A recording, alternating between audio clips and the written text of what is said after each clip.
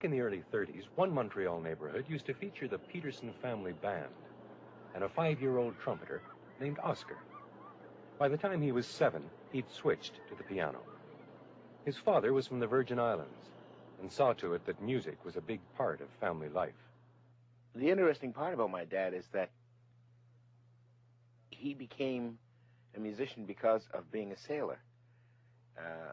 From what I understand, he was a bosun on a ship, and he bought himself some kind of little organ. I never did find out exactly what kind, and taught himself how to play organ. And when he decided to settle in Canada, he sailed to Canada. When he decided to settle in Canada and met my mom, he taught my mom how to play, and then he decided, as the children came along, that we should all have a workable knowledge of music. And I think it was wonderful. He worked a marvelous system, actually. He taught the older children, and then he expected them to pass on what they had learned step by step by step. Daisy did a lot of teaching in the house, and she helped me tremendously. Daisy is a great tutor. Daisy has great patience. She understands human weaknesses, and she can relate to someone having difficulties. And Daisy's a great pianist. I've never taught anyone with the ear that he's had. He had the range and the depth that I've never seen as yet in pupils. My dad was a porter on the Canadian Pacific Railway. He'd leave for his run, and he would say, all right, and he'd give us each a task pianistically. You had to know this, you had to know that, and this one would have to know this. And when I come back from Vancouver, where it was, or St. John's, have it together. There were no ifs, ands, and buts. Have it together. It's that simple. He would come back, and then he would call each of us in turn into the room where the piano was, and he would say, okay, fine, may I have, for instance, the scale? You know, what did you have? I had the scale of G. And he'd go through the scales, he'd go through the arpeggios, all the things we were supposed to have learned. And of course, it got to the point when he found one of us, usually me, I guess, that was playing games and wasn't practicing, he'd sit there with a little strap. And if he knew for a fact, I think my mom used to cue him, you know, he'd come in off the railway, and my mother would say, you know, for whatever it's worth, he may have signed the book, but I don't think Oscar spent a half an hour at the piano while you were gone. But usually that was the routine. He would go through this workbook categorically from point one to the end and say, well, what have you done? What haven't you done?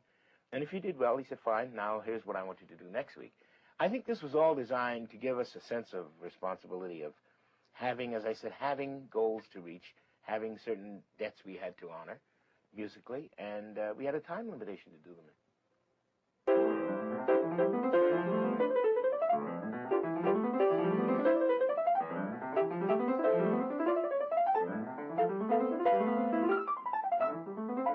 I think at 10, I'm playing the usual, I guess, things that kids play at 10, you know.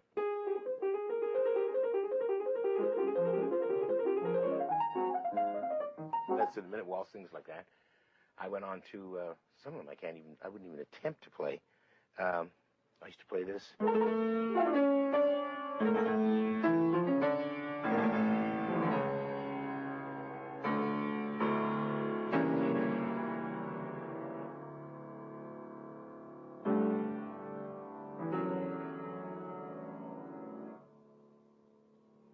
The opening, the box, toccata, and fugue. And in between that, I used to hear my older brother, Fred, who died at 16, but I used to hear him earlier fooling around with things like and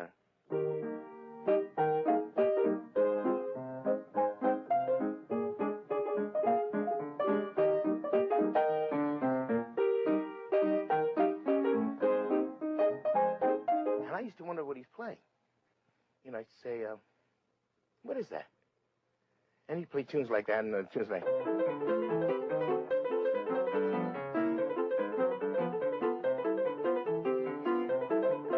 sort of thing. And I said, what is that? And finally I found out it was jazz, and he was fooling around with this, and it kind of intrigued me. But so did the classics, as taught by his Hungarian teacher.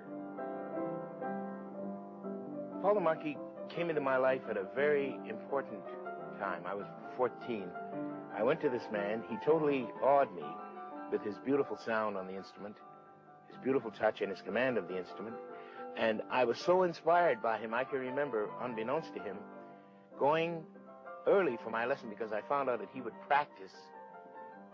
Many times I'd go early and sit and listen to him play, and he'd just be sitting there playing and playing with this beautiful sound that he'd get out of the instrument. I taught him technique, speedy fingers, because that's what you need in jazz, in modern jazz, and Tatum had the speediest fingers.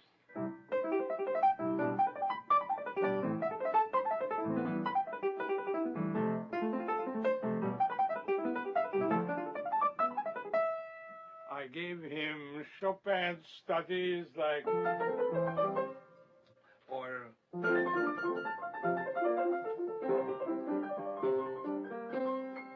after the lesson, as I said, he would say to me, "What are you doing now? And in your field, in the jazz field, what are you working on?" And I'd be teaching myself different tunes, whatever they may be. They would have been The Man I Love, for instance. I remember playing that for him, and he'd say, "Well, I don't hear the melody singing. You know, I don't hear." I'd play it probably like.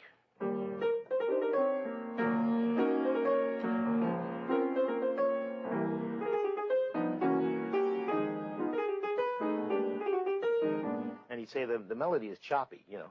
You'd make it sing, and he taught me to play.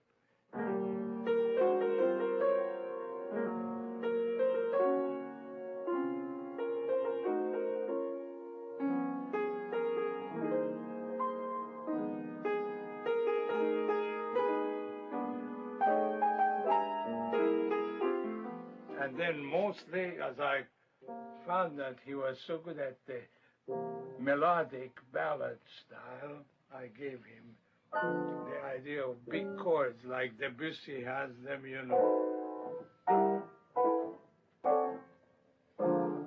Big, rich, soft chords. And as you know, that ballad playing of his is remarkable when he plays those old timers like Lara or Tenderly.